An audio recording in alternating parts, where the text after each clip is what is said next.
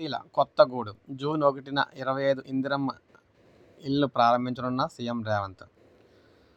అదో మారుమూల అటవీ ప్రాంతం.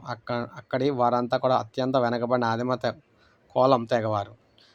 బాహ్య ప్రపంచంతో పెద్దగా సంబంధం లేకుండానే జీవిస్తుంటారు. ఇప్పుడు ఆ ప్రాంతం రాష్ట్రంలో రెండో విడత ఇందిరమ్మ ఇళ్ల ప్రారంభోత్సవానికి సిద్ధమైంది. అదే కొమరంభీం ఆసిఫాబాద్ జిల్లా కెరమెరి మండలంలోని కొఠారి పంచాయతీ పరిధిలోని కొత్తగూడ. మొత్తం 5.3 కిలోమీటర్లు విస్తరించి ఉన్న కొఠారి పంచాయతీ 241 కుటుంబాలతో 1058 జనాభా కలిగి ఉంది. ఇందులో కొత్తగూడలో 36 కుటుంబాలే అంటే జనాభా 144 మంది ఉన్నారు.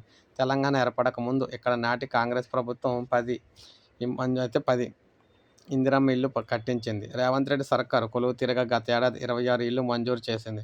అందులో 25 ఇళ్లు పూర్తి కాగా జూన్ 1న గృహప్రవేశాలు చేయిస్తూ ఉన్నారు. ఈ కార్యక్రమానికి సాక్షాత్తు ముఖ్యమంత్రి వెళ్తూ ఉన్నారనమాట. రెండో విడతల మంజూరును సీఎం అయితే ప్రకటించనున్నారు అక్కడ. ఇది మనకి మారుమూల కొఠారు ప్రాంతం అనమాట. ఇక్కడ వీరికైతే ఇల్లు అయితే లేవు. ఇక్కడైతే రోడ్లు అయితే వేసి వీరికి ఇప్పుడు ఇల్లు అయితే కట్టించి అయితే ఇస్తూ ఉన్నారనమాట.